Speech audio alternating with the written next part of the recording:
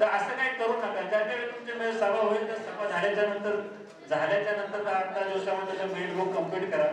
इतिवृत्त कम्प्लीट लिहिल्याच्या नंतर त्याचा अध्यक्ष सेक्रेटरी यांच्या सह्या घ्या. इतिवृत्ताला तुम्ही पेज नंबर द्या, तुमच्या संस्थेचा स्टॅम्प मारा. सगळ्यात महत्त्वाचे तुमचे दस्तऐवज तुमचं मॅनेजिंग कमिटीचं मेल बुक आणि वार्षिक सेवेचं मिनिट बुक.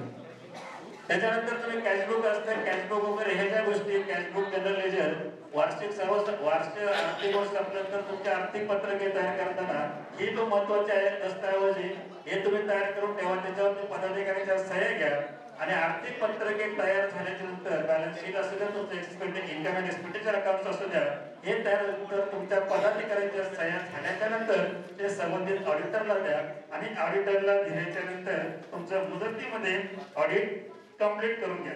ऑडिट कंप्लीट झाल्याच्या नंतर ऑडिट रिपोर्ट अपलोड करायचा असतो. त्या ऑडिट रिपोर्ट हा 31 ऑगस्ट ते 15 सप्टेंबर पर्यंत अपलोड करायचा असतो. जे तुमचं ऑडिट झालेलं असतं ना, तर ऑडिटचा पूर्ण रिपोर्ट हा तुम्हाला ऑनलाईन अपलोड करायचा आहे. आणि त्याच्यानंतर मॅन्डेटरी रिटर्न्स असतात, ते पण तुम्हाला 30 सप्टेंबर अपलोड करायचे असतात. ऑनलाईन ऑर्डर जनरेट करण्याची मुदत तुमची 31 ऑक्टोबर पर्यंत असते. ह्या ज्या गोष्टी आहेत आता ह्या पुढे सगळ्या ऑनलाईन होणार आहे. तर ऑनलाईन साठी तुम्ही तुमच्या संस्थेचं पहिलं ऑनलाईन रजिस्ट्रेशन करा आणि त्या संबंधी जर तुम्हाला काही आडी अडचणी आली तर आपले फेडरेशन आहे, प्रभू साहेब आहे, राहुल पाटील आहे आणि चंद्रकांत निकम आहे, हे आहे, त्यांच्याशी संपर्क साधा. आणि त्याही व्यतिरिक्त काही अडचण असेल तर माझं ऑफिस पण नवी मुंबईमध्ये आहे, त्यावेळी तुम्ही कधीही संपर्क करू शकता. आणि एवढं बोलून मी थांबतो. जय हिंद, जय महाराष्ट्र, जय sir. Thank you sir, thank you. अभी हमारा जो सोसाइटी नया बायलॉज में इलेक्शन का पॉइंट्स है, कई सारी सोसाइटीज को इलेक्शन क्यों लेने का, उसकी प्रोसेस क्या है, उसके बारे में अपने मुंबई ऑडिट के राहुल पाटिल सर आपको गाइड करेंगे। नमस्कार। महाराष्ट्र राज्यामध्ये सांगितलं की महासत्तेच्या दिशेने वाटचाल चाललेल्या देशाचं त्याचं मूळ हे सहकार आहे. आणि या सहकारी संस्थांच्या निवडणुका या वैमुक्त लोकशाही आणि फ्री फेअर वातावरणात व्हाव्यात म्हणून शासनानं राज्य सहकार निवडणूक प्राधिकरण याची स्थापना केली. State election cooperative society managing committee election rule 2014 आणि हे रूल्स 97 अमेंडमेंट 2013 मध्ये 13 फेब्रुवारी 2013 पासून लागू झाले, परंतु त्याची प्रत्यक्ष अंमलबजावणी 11 सप्टेंबर 2014 पासून लागू झाली. संपूर्ण सहकारी संस्थांच्या निवडणुका या राज्य सहकार निवडणूक प्राधिकरणामार्फतच घेण्याची तरतूद करण्यात आली. याच्या अगोदर अमेंडमेंटच्या अगोदर संपूर्ण म्हणजे हाऊसिंग सोसायटी ज्यांचं पेडअप शेअर कॅपिटल 10,000 पेक्षा खाली होते ते संपूर्ण सहकारी संस्था ह्या जनरल बॉडीमध्ये स्वतःच नियुक्ती करून कमिटीची नियुक्ती करत होते. परंतु नवीन कायद्यानुसार नवीन रूल्सनुसार हे संपूर्णपणे बंद झालं आणि संस्थेला स्वतः निवडणूक घेण्याचा कुठलाही अधिकार नाही. त्याच्यामुळं 2013 नंतर जे काही तुमचे निवडणुका झाल्या असतील त्यानंतर पदाधिकारी बदलले असतील तर ते पूर्णपणे चुकीचं आहे. MCS ऍक्ट 1960 मध्ये 73 सेक्शन मध्ये राज्य सहकार निवडणूक प्राधिकरणाची स्थापना करण्यात आली. सेक्शन 73 संपूर्ण निवडणुकी संबंधात हा सेक्शन आहे. व्यवस्थापक समितीनं निवडणुकीसाठी काय करायचं, त्यासाठी तुमची मुदत संपायच्या अगोदर 6 महिने अगोदर तुम्हाला इन्स्टंट जे फॉर्म आहेत नमुना E1, E2, E3 याच्यामध्ये माहिती भरून तुम्हाला निबंधकांना म्हणजे जिल्हा निवडणूक अधिकारी, तालुका लेवलला प्रभाग निवडणूक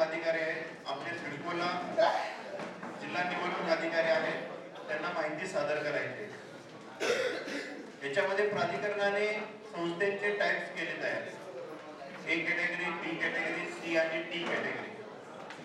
ए कॅटेगरी मध्ये मोठे DCC bank, sugar factory, state लेवलच्या संस्था, त्यानंतर बी कॅटेगरी मध्ये अर्बन बँक वगैरे ज्यांचं पेडअप शेअर कॅपिटल 1 कोटीच्या पुढे आहे ते.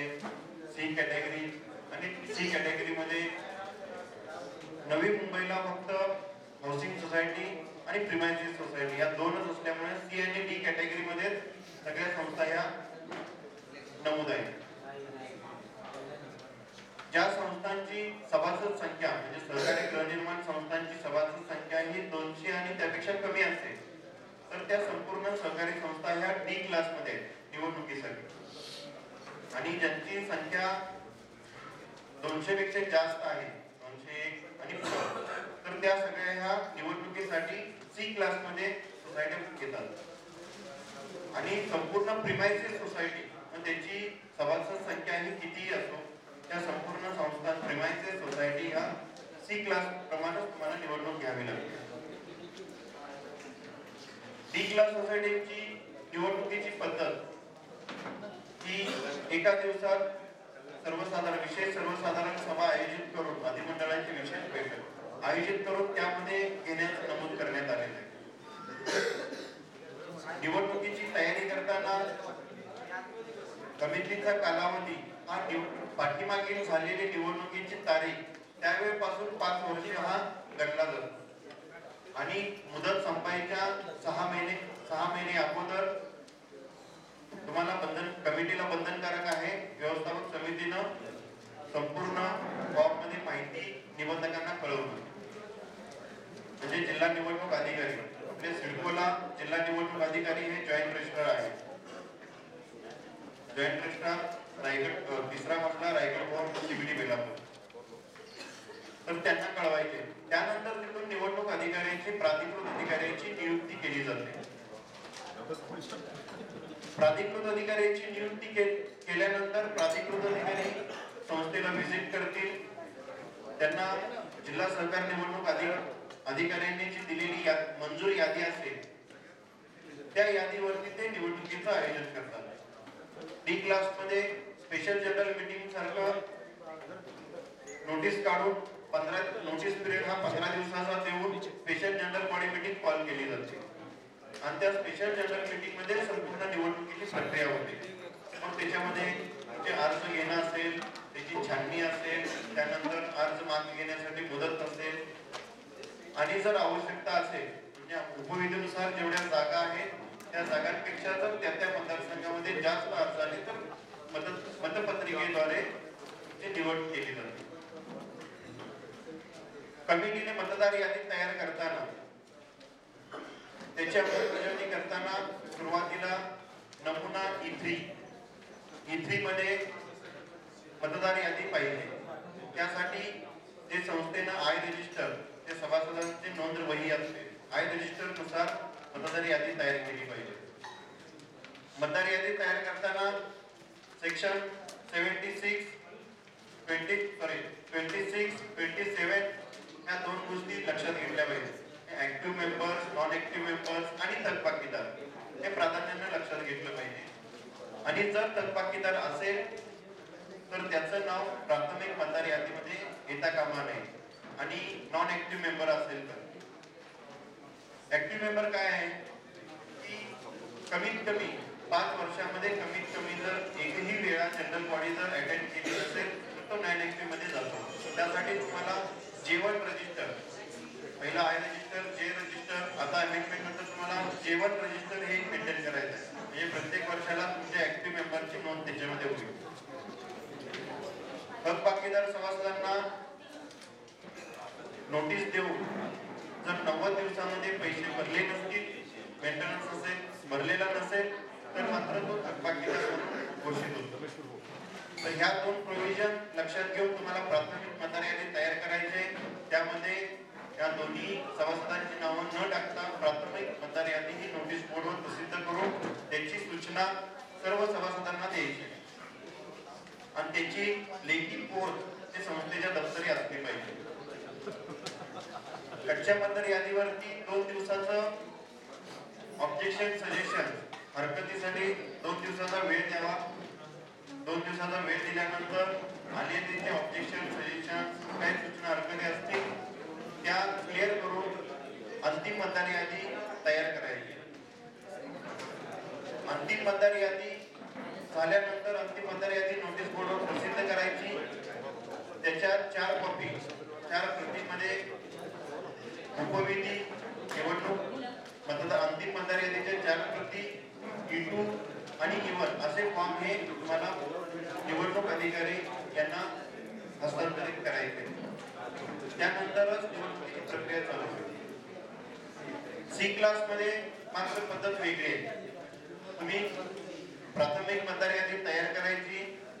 E1, E2 उपविधी हे जिल्हा निवडणूक अधिकारी यांना सबमिट करायचं. त्यानंतर इलेक्शन ऑफिसरची नियुक्ती झाल्यानंतर इलेक्शन ऑफिसर हा संपूर्ण 35 ते 40 दिवसाचा हा निवडणुकीचा कार्यक्रम तयार करेल आणि त्या कार्यक्रमानुसार पुन्हा निवडणूक घेतली जाईल. मग त्याच्यामध्ये 5 दिवस तुम्हाला मतदार यादीवरती हरकती मागवल्या जातील. 5 दिवस अर्ज सादर करायला 5 दिवस आहे. त्यानंतर छाननी 15 दिवस अर्ज पाठीमागे घ्यायला. त्यानंतर अंतिम निवडणूक लढवण्यासाठी उमेदवारांची यादी घोषित करून मतदानाची तारीख निश्चित केली जाते.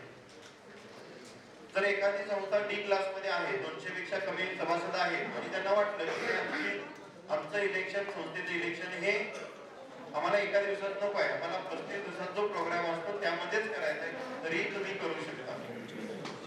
जनरल बॉडीमध्ये तुम्ही असा ठराव करा की संस्थेची निवडणूक ही आम्हाला वर्ग पद्धतीनंच करायचे, सी क्लास कॅटेगरी प्रमाणे करायचे.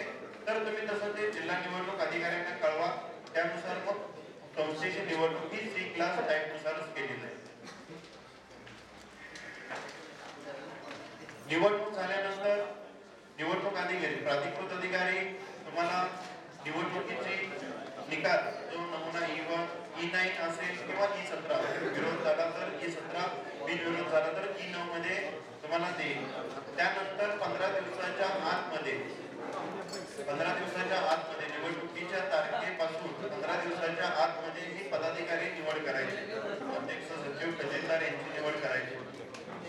त्यासाठी सुद्धा जो निवडणूक तुमचा प्राधिकृत अधिकारी नियुक्त केलेला असेल त्याचीच नियुक्ती ही अध्यक्ष अधिकारी म्हणून केलेली असते आणि त्याच्या अध्यक्षतेखाली तुमचे पदाधिकारी निवड होईल. पदाधिकारी निवड झाल्यानंतर त्याचं रिपोर्टिंग हे जिल्हा निवडणूक अधिकाऱ्यांना करायची जबाबदारी ही प्राधिकृत अधिकाऱ्यांची, संस्थेची कुठल्याही प्रकारे जबाबदारी नसते. त्यानंतर मग जिल्हा निवडणूक अधिकारी ही सेक्शन 73,888 चा कमिटी गठीत करते आणि झालेली निवडणुकीपासून ते 5 वर्ष हे तुमचा कालावधी राहील. दरम्यान एखादे कमिटी मेंबर राजीनामा देतो, कोणी विकून जातो, एखादा मयत होतो, त्याच्यामुळे कमिटीची जागा रिक्त होते. तर झालेली रिक्त म्हणजे त्याला नैमित्तिक पद म्हणतात. तर ही रिक्त जागा भरायची जरी असेल तरी ही संस्थेला त्याचा अधिकार आहे. तुम्हाला राज्य सरकार निवडणूक प्राधिकरणाला कळवून त्यांच्याकडून नियुक्ती करूनच तुम्हाला त्यात बदल करायचा. ज्यात कमी जागा असतील, रिकाम्या जागा असतील त्या भरायच्या. उपविधीनुसार संख्येनुसार ज्या कमी 100 पेक्षा जर कमी संख्या असेल तर 11 कमिटी मेंबरची स्ट्रेंथ आहे. त्यामध्ये 6 जनरल कॅटेगरी 6 म्हणजे 6 मध्ये कुणी निवडणूक लढवू शकतो. एनी कास्ट असेल, वुमन असेल, कुणी. त्यानंतर 73 मध्ये प्रोव्हिजन केल्यानुसार महिलांसाठी 2 जागा प्रत्येक संस्थेला आहे. महिलांसाठी 2 जागा, ओबीसी कॅटेगरीसाठी 1 जागा, SC ST कॅटेगरीसाठी 1 जागा आणि VJT कॅटेगरीसाठी 1 जागा. अशी टोटल म्हणजे फक्त जनरलची स्ट्रेंथ बदलेल, बाकी ह्या रिझर्वेशनच्या जागा फिक्स राहतील. एखाद्या संस्थेमध्ये रिझर्वेशनच्या एखादा मेंबरच नसतो तर त्यासाठी तुम्हाला कायद्यामध्ये प्रोव्हिजन आहे की तुम्ही वेकेंट ठेवू शकता आणि ज्यावेळी कोण एखादी तशी कॅटेगरीमध्ये मेंबर अवेलेबल होईल त्यावेळी जरी भरायचं असेल तर तुम्ही प्राधिकरणाला कळवून तिथून प्राधिकृत अधिकाऱ्याची नियुक्ती घेऊनच त्याची प्रक्रिया पार पाडायची.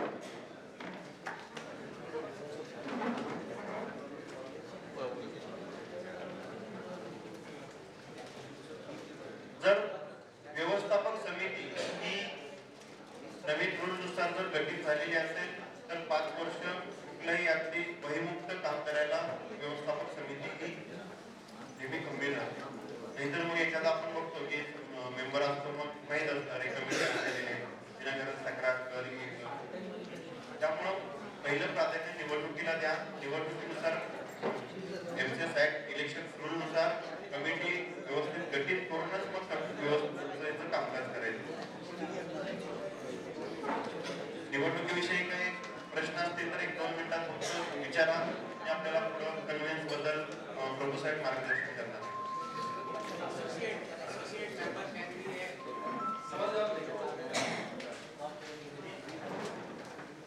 धन्यवाद. Thank you Rahul sir. अभी जो मेन सब्जेक्ट थे वो और हो गया, फिर भी जो स्पेशलिटी रहती है वो रमेश प्रभु सर की स्पेशलिटी है फॉर कोऑपरेटिव हाउसिंग की कन्वेंस डील में. उनके आपको यूट्यूब पे वीडियोस मिलेंगे, उनके स्पेशल बुक्स प्रिंटेड है, आपको नीचे अवेलेबल किया गया है कंसेशन रेट्स में. और उनका हर महीना एक मैगजीन भी निकलता है जो सोसाइटी के अपडेशंस रहते हैं. उसके बारे में भी आपको रमेश प्रभु जी हेल्प एक्सप्लेन करेंगे. और मैं कन्वेंस डीड जो प्रोसेस है उसके बारे में रमेश सर को मैं रिक्वेस्ट करता हूँ थोड़ा गाइड कर लीजिए. Thank you. Thank you Nikam ji. अभी हम शुरुआत करते हैं. आज के सेशन को लेकर बहुत सारा विषय रखा हुआ है. एक विषय रह जाता है, वो है society income tax end TDS filing, जो निकम जी लेंगे, चंद्रकांत निकम जी लेंगे. और बाकी का जितने भी विषय के ऊपर आज डिस्कस होने वाला था वो सब विषय के बारे में मैं चर्चा करूंगा. हालांकि हमारा पीपीटी अवेलेबल था, लेकिन अभी पीपीटी दिखाने के लिए वक्त नहीं है. इसके लिए साहब ने भी पीपीटी बना के लाया था, तो भी हमने वो दिखाने के लिए मना इसके लिए किया क्योंकि बहुत सारा स्पीकर्स थे और बहुत कुछ इंफॉर्मेशन आपको कम से कम समय में देना था. तो अर्बन बॉन्ड्स जो एक सॉफ्टवेयर कंपनी का जो आपको ब्रोचर दिया है, उसको आप जितने भी यूज करेंगे वो अच्छा ही होगा क्योंकि ऑनलाइन का है. बहुत सारा कुछ मैनेजमेंट आपका सोसाइटी को मदद हो सकती है. 1 मिनट का वीडियो जो भी रहेगा वो बाद में दिखा देंगे आपको. यदि आप डाल के रखते हैं तो अच्छा रहेगा, तो हम दिखा देंगे. तो ये लेटेस्ट 97 कॉन्स्टिट्यूशनल अमेंडमेंट को लेकर पहला विषय है, latest changes in cooperative law end new model bylaws. New bylaws को लेकर बहुत कुछ चर्चा हुआ है. जो नवी मुंबई हाउसिंग फेडरेशन का सोम कुमार जी इधर ही बैठे हैं, उसमें वापस कुछ चेंजेस ला रहे हैं आने वाले 2-3 महीने में. और बहुत कुछ चेंजेस आने वाला है, नया मॉडल बायलॉज आने वाला है. फिर भी 97 कॉन्स्टिट्यूशन अमेंडमेंट को लेकर क्या क्या चेंजेस हुआ है उसके बारे में कुछ जानकारी आपको देना चाहूंगा. पहला है आपको एक्टिव मेंबर. एक्टिव मेंबर कौन है? एक्टिव मेंबर ही वोट कर सकता है, एक्टिव मेंबर ही कमेटी मेंबर बन सकता है. एक्टिव मेंबर का व्याख्या ये बताया गया जिसके नाम से फ्लैट है वही एक्टिव मेंबर बताया जाता है. और दूसरा उनका मेंटेनेंस जो है रेगुलरली होना चाहिए. अभी मेंटेनेंस रेगुलरली का मतलब क्या है कि किसी ने पूछा हमें डिफॉल्टर का व्याख्या क्या है, तो 73C एक सेक्शन है, उसके अंदर ऐसा बताया गया जो भी मेंबर मंथली मेंटेनेंस या क्वार्टरली मेंटेनेंस नहीं देता है और उसके ऊपर आप जो नोटिस देते हो, नोटिस देने के बाद 3 महीने के अंदर यदि वो पेमेंट नहीं देता है, इज ए डिफॉल्टर. मतलब आपको नोटिस देना है. तो 97 कॉन्स्टिट्यूशन अमेंडमेंट में ये बताया गया कि एक तो जो आदमी का नाम से फ्लैट है, जॉइंट ओनर है, तो जॉइंट में से जिसको सेकंड ओनर को हम क्या बोलते हैं? Associate member. तो जिसके नाम से फ्लैट है वही एक्टिव मेंबर है, वही कंटेस्ट कर सकते हैं इलेक्शन में, वही वोट कर सकता है. दूसरा उसका मेंटेनेंस रेगुलर होना चाहिए. मतलब जब नोटिस दिया जाता है उसका 3 महीने के अंदर वो मेंटेनेंस भरना चाहिए, तभी उसको एक्टिव मेंबर बताया जाता है. मेंटेनेंस के लिए, बाकी अदर चार्जेस के लिए क्यों नहीं है? सबके लिए अदर चार्जेस मतलब क्या? आपका sinking fund, repair fund, levy of charges के बारे में जो भी चार्जेस है पेनल्टी छोड़कर. नो सर, हमारा केस में 3 तारीख को बिलिंग है. नहीं देख रहा, मैं डिस्कस करता हूँ. इसमें मैं आपको क्लैरिफिकेशन देता हूँ. सोसाइटी चार्जेस जो है, सोसाइटी चार्जेस उसमें सब आते हैं, जो पॉइंट आप बोले सब आते हैं. सोसाइटी चार्जेस सब आ गया. 90 डेज तक नोटिस मिलने के बाद भी नहीं दिया. सेक्शन 73C में क्लियरली बताया जो भी मेंबर 90 डेज नहीं तो उससे ज्यादा नोटिस मिलने के बाद भी नहीं दिया, उसको कानून के हिसाब से डिफॉल्ट बनाया.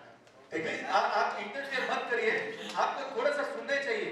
उसके बाद 1 घंटा डिस्कस करके आपका एक सवाल को लेकर जितने भी आपने सवाल दिया है, आप मुद्दा समझ लीजिए कि एक्टिव मेंबर का 3 कंडीशन फुलफिल करना चाहिए, तभी आदमी कंटेस्ट कर सकता है, वोट कर सकता है. तीसरा महत्वपूर्ण मुद्दा है वो 5 साल के अंदर कम से कम एक जनरल बॉडी मीटिंग अटेंड करना चाहिए. ये क्यों किया है? क्योंकि बहुत सारा कोऑपरेटिव सोसाइटी में, खास करके हाउसिंग सोसाइटी में भी लोग जनरल बॉडी अटेंड नहीं करते, स्पेशल जनरल बॉडी भी अटेंड नहीं करते। 5 साल में कम से कम एक जनरल बॉडी आपको अटेंड करना चाहिए। यदि आप ये नहीं करते हो, you will be called as a non active member. किसी ने बताया कि आप कमिटी को कैसे, मतलब मेंबर को कैसे एक्सपेल कर सकते हैं? यदि वो आदमी 10 साल नॉन एक्टिव मेंबर रहा 2 टर्म के लिए, फिर आपको उसको एक्सपेल करने का अधिकार है। यदि वो डिफॉल्टर है, उसको एक्सपेल कर सकते हैं। एक्सपेल करने का अलग प्रक्रिया है, सेक्शन 35 में दिया गया है। आपको शो कॉज नोटिस देना है, 30 दिन का मुद्दत देना चाहिए, उनको जनरल बॉडी में बुलाना चाहिए, उसका राइटिंग में या ओरली जनरल बॉडी समझना चाहिए। फिर 2/3 मेजॉरिटी उसको बात करती है, मेजॉरिटी में 2/3 मेंबर जो प्रेजेंट है उन्होंने उसको खिलाफ रेजोल्यूशन पास किया कि उसको एक्सपेल करना चाहिए, तब कर सकते हैं। तो लेटेस्ट अमेंडमेंट में दूसरा जो किया है बहुत इंपॉर्टेंट है, हर एक को टाइम बाउंड एक्शन दिया गया है। जैसे ऑडिट के बारे में गुंजन साहब ने बताया, आपको सबका गुंजन ने जो बताया, ऑडिट आपको 31 जुलाई के अंदर करके लेना है, 31 अगस्त के अंदर ऑडिट रिपोर्ट लेना चाहिए, 30 सितंबर के अंदर जनरल बॉडी होना चाहिए, 1 महीने के अंदर जैसे ही जनरल बॉडी हुआ उसका 1 महीने के अंदर ऑडिटर का अपॉइंटमेंट जो लेटर है वो भी अपलोड करना चाहिए, 30 सितंबर के अंदर 6 प्रकार का रिटर्न को अपलोड करना है। हर जगह में आपको टाइम बाउंड एक्शन दिया है, उसके खिलाफ कोई भी एक्शन कर नहीं सकता है। यदि वो किया 30 सितंबर के अंदर आपने जनरल बॉडी नहीं लिया तो आपका अधिकार नहीं है जनरल बॉडी लेने का। फिर आपको जनरल बॉडी लेना है तो रजिस्ट्रार के पास ही जाना है, रजिस्ट्रार ही उसको अपॉइंट कर सकता है। तो ये जो प्रोफेशनल मैनेजमेंट मतलब क्या है, हर चीज टाइम बाउंड एक्शन में करना है, नहीं किया तो जो आदमी जिम्मेदार है उसके ऊपर कार्रवाई होगी। कार्रवाई क्या होगा, जो जनरल बॉडी 30 सितंबर के अंदर चेयरमैन सेक्रेटरी ने ट्रेजरर ने लेना चाहिए, ऑफिस बेरर ने लेना चाहिए, यदि नहीं लिया उसको कमेटी से बर्खास्त किया जाएगा और 5 साल कंटेस्ट भी नहीं कर सकता है, उनके ऊपर 5,000 का जुर्माना भी, मतलब पेनल्टी भी। इस तरह का प्रावधान 97 कॉन्स्टिट्यूशन अमेंडमेंट में है। तो amendment of the new bylaws जो एडॉप्ट करके आपको लेना है वो भी इंपॉर्टेंट है। दूसरा जो सवाल है इलेक्शन प्रोसेस, वो साहब ने ऑलरेडी बताया, सी कैटेगरी और डी कैटेगरी का सोसाइटी है, जो सी कैटेगरी सोसाइटी 200 मेंबर के ऊपर है, डी कैटेगरी सोसाइटी है 200 का नीचे। 200 का नीचे का जो सोसाइटी है वो जनरल बॉडी में अपना स्पेशल जनरल बॉडी मीटिंग बुला के 15 दिन का नोटिस, इलेक्शन का ऑफिसर आएगा, उस इलेक्शन उधर ही आपका होगा। जो भी कैंडिडेट्स है उस हिसाब से आप इलेक्शन रहिए, और जहां शेड्यूल कास्ट, शेड्यूल ट्राइब या नॉमिनेटेड ट्राइब या आपका वुमेन कैटेगरी का लोग नहीं है उसको वैकेंट रखिए, बाकी जनरल कैटेगरी के लोगों को इलेक्ट करिए। और उसका प्रक्रिया है वो हिसाब से आप जनरल बॉडी में यदि कैंडिडेट जाता है सीक्रेट पायलट से वोटिंग होगा। तो एक ही दिन का प्रक्रिया, 200 नीचे का 200 का ऊपर जो है वो आपको 35 डेज का इलेक्शन प्रोग्राम है। तो इसमें डिस्कशन हुआ और डीम कमेंट में लेता हूं। उसके बाद society today working end statistic forms end register bylaw number 140, 141 या 142, ये 140 एंड 141 उसमें कौन सा फाइल्स मेंटेन करना है, कौन सा रजिस्टर मेंटेन करना है वो बताया गया। और ये जो फाइल्स एंड रजिस्टर इतना इंपॉर्टेंट डॉक्यूमेंट है, आप समझ लीजिए इतना इंपॉर्टेंट डॉक्यूमेंट है, this is called statutory files, statutory record. यदि ये फाइल और स्टैट्यूटरी रिकॉर्ड एक कोर्ट में जाके एविडेंस साबित होती है तो ये एविडेंस का रूप में माना जाता है। सोसाइटी को एक स्टैट्यूटरी बॉडी बताया गया है और आपका नाम जो है गजेट में आता है सोसाइटी रजिस्टर होने के बाद। इसके लिए जितने भी रजिस्टर है उसको मेंटेन करना कंपलसरी है। तो अलग अलग रजिस्टर है जिसमें to tell you very briefly, आपका आई फॉर्म रजिस्टर मतलब member register, J form register, share register, आपका मिनट्स बुक, और ये जो पूरा चीज है फाइल्स, ये सब आपको ऑनलाइन में अच्छे तरह से मेंटेन कर सकते हैं। और नया कायदा में ये बताया गया आप ऑनलाइन या डिजिटल फॉर्म में भी रिकॉर्ड्स रख सकते हैं। तो इसके लिए अर्बन बॉट जैसे एक सॉफ्टवेयर है जिसका आप फायदा लेते हो तो आपको ये सब रजिस्टर, रिकॉर्ड्स, मिनट्स सब कुछ अच्छे तरह से बायलॉज के बारे में जानकारी वगैरह आपको मिल सकता है। और नेक्स्ट जो है सिडको ट्रांसफर। सिडको ट्रांसफर लेके 2 प्रकार का ट्रांसफर होता है, एक फ्लैट का ट्रांसफर होता है और दूसरा है जमीन का ट्रांसफर होता है।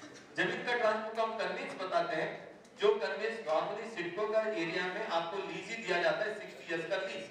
और जो फ्लैट का ट्रांसफर है जब होता है आपको स्टैम्प ड्यूटी रजिस्ट्रेशन भरना है और सिडको का जो भी करारी मतलब जो प्रिस्क्राइब्ड फीस है वो आपको भरना है, उसके बाद ही वो ट्रांसफर होता है। तो वो सिडको का ट्रांसफर के लिए ट्रांसफर फी भरना जरूरी है और सोसाइटी उसके बाद ही मेंबरशिप दे सकती है। और लास्ट जो है फायर पॉलिसीज फायर ऑफिसर आए थे, डिस्कस हुआ। और सोसाइटी अकाउंट्स एंड ऑडिट, उसके बारे में आपको जानकारी दिया है। आपको 45 डेज के अंदर अकाउंट्स होना चाहिए, 15 दिन इंस्पेक्शन के लिए रखना चाहिए, मतलब 30 जून तक होता है। 1 जुलाई के अंदर आपको 31 मई तक अकाउंट्स खत्म हो जाता है। 15 मई तक अकाउंट्स खत्म होता है, 15 मई से 31 मई तक इंस्पेक्शन में रखता है। उसके बाद 1 जून को आप ऑडिटर को देते हो और 31 जुलाई तक 2 महीने में ऑडिटर ने अपना ऑडिट खत्म करना है और उसके बाद रिपोर्ट भेज देना है आपको अगस्त के अंदर और 30 सितंबर के अंदर जनरल बॉडी देना है और 3 महीने के अंदर आपको रेक्टिफिकेशन रिपोर्ट भी देना है। इस तरह का जानकारी जो है अकाउंट्स ऑडिट के बारे में। अभी मेरा विषय में आता हूं और इनकम टैक्स रिटर्न तो निकम जी लेंगे। अभी आर्टिकल में मेरा डीम्ड कन्वेंस का विषय लेकर आता हूं। ये डीम्ड कन्वेंस का ये क्या है? देखिए, यदि बिल्डर को कायदे में लिखा है बिल्डर को सोसाइटी बनने के 4 महीने के अंदर आपका जमीन आपके नाम से हस्तांतर करके देना चाहिए। कितने महीने के अंदर? 4 महीने। यदि ये 4 महीने के अंदर करके नहीं देता है तो पहला प्रक्रिया ऐसा था, आप कंज्यूमर कोर्ट में जाओ जो 3 साल 4 साल लगता है, नहीं तो आप सिटी सिविल कोर्ट में जाओ वो भी 3-4 साल लगता है, या नहीं तो आप मैजिस्ट्रेट कोर्ट में फाइल करो, उसके ऊपर गुना दाखिल करो, क्योंकि कन्विंस न देना भी एक गुना है, तो आप गुना दाखिल करो। इस तरह से 3 अलग अलग प्रक्रिया था। लेकिन हाउसिंग सोसाइटी का खास करके ऑफिस बेरर को ये तकलीफ होता था कोर्ट कचहरी कितना करना है, एडवोकेट को कितना पैसा देना और उसका निर्णय आने में कितना टाइम लगता है वो पता नहीं। तो इसके लिए गवर्नमेंट ने 2008 में ऐसा एक निर्णय लिया कि जो सोसाइटी 4 महीने के अंदर बिल्डर या सिडको या जो भी जमीन मालक यदि आपको कन्वेंस नहीं देता है, ये माना जाएगा कि आपको कन्वेंस। तो इसके लिए जो सोसाइटी रजिस्टर होने के बाद 4 महीना खत्म हुआ, कितना सोसाइटी जिनका 4 महीना हो गया जरा हाथ ऊपर करिए। कितने लोगों का सोसाइटी जो 4 महीने के ऊपर हो गया? ओके, सब सोसाइटी। अभी कायदा ये बता रहा है, सेक्शन 11 ये बता रहा है महाराष्ट्र ओनरशिप फ्लैट एक्ट का, आपका सब सोसाइटी का कन्वेंस मिल गए। ये माना गया है कि आप सब सोसाइटी को कन्वेंस मिल गए। अभी सवाल उठता है, यदि हमें कन्वेंस मिला है तो हमारे पास डॉक्यूमेंट किधर है? कन्वेंस के लिए आपको डॉक्यूमेंट चाहिए। वो डॉक्यूमेंट लेने के लिए सिडको एरिया में सिडको का जो जॉइंट रजिस्टर है उसको सक्षम अधिकारी बताया गया है। तो आपको उनके पास जाना है और फॉर्म नंबर 7 करके एक फॉर्म है जो आपको वेबसाइट पे मिल जाएगा और वो फॉर्म भर के बिल्डर और जमीन मालक का नाम उसमें आप दिखा दीजिए और उसके बाद जॉइंट रजिस्ट्रार वो बिल्डर और जमीन मालक को नोटिस इशू करता है और उसके बाद उधर हियरिंग होता है और हियरिंग होके 6 महीने के अंदर आपको एक ऑर्डर देता है। कितना? 6 महीने। इधर कालावधि लिखा है, टाइम बोर्ड एक्शन है। जैसे ही आपने एप्लीकेशन दिया 6 महीने के अंदर जॉइंट रजिस्ट्रार को आपका फेवर में या आपका खिलाफ उनको ऑर्डर देना ही। अभी एप्लीकेशन में क्या क्या चीज चाहिए? एप्लीकेशन आप कर रहे हैं जमीन और बिल्डिंग का, इसके लिए जमीन का संबंधित जो भी डॉक्यूमेंट है जिसको हम बोलते हैं प्रॉपर्टी कार्ड या डॉक्यूमेंट, आपको देना है। और दूसरा जो है बिल्डिंग मतलब अप्रूव करना। ये दोनों चीज और हर एक मेंबर का डिटेल, मेंबर का डिटेल मतलब एग्रीमेंट जिनके पास रजिस्ट्रेशन करा वो डिटेल। इतना